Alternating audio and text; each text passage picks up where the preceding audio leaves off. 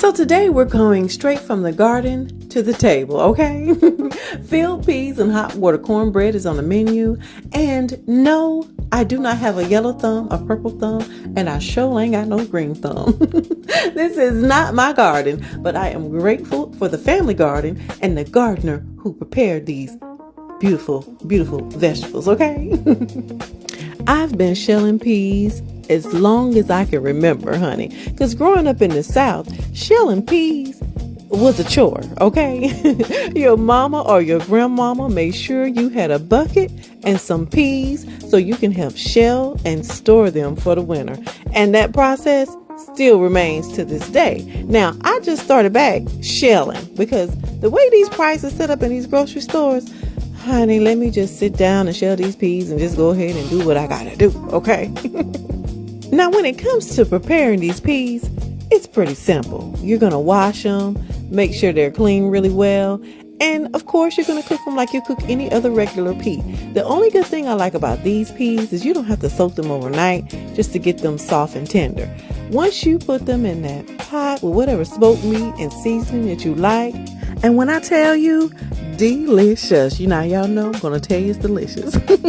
And if you don't have a garden by you, or if you don't know anyone that can give you some peas from a garden, support your local farmers and find a farmer's market. I'm telling you, it is worth it.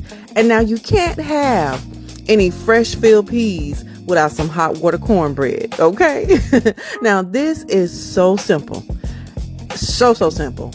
All you need is a cup of cornmeal and some hot water. Make sure it boils boiling hot, okay?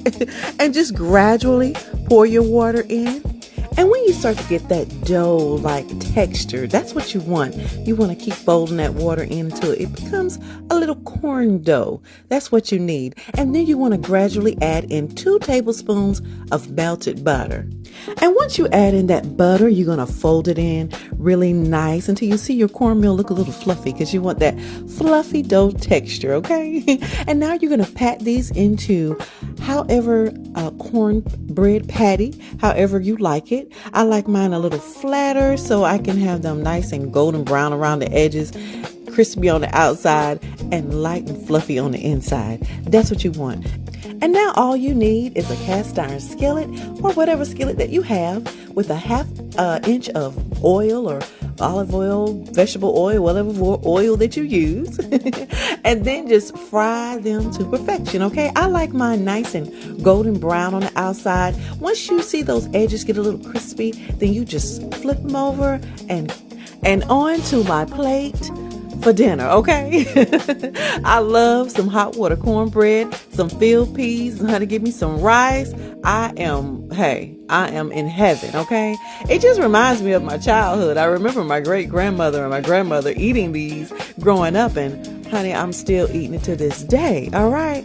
Once I got all my peas and my rice and my cornbread, all I need is a little heat, honey. Let me get me some Texas Pete, and I'm good. Thank you all for watching, and make sure you follow, and happy cooking.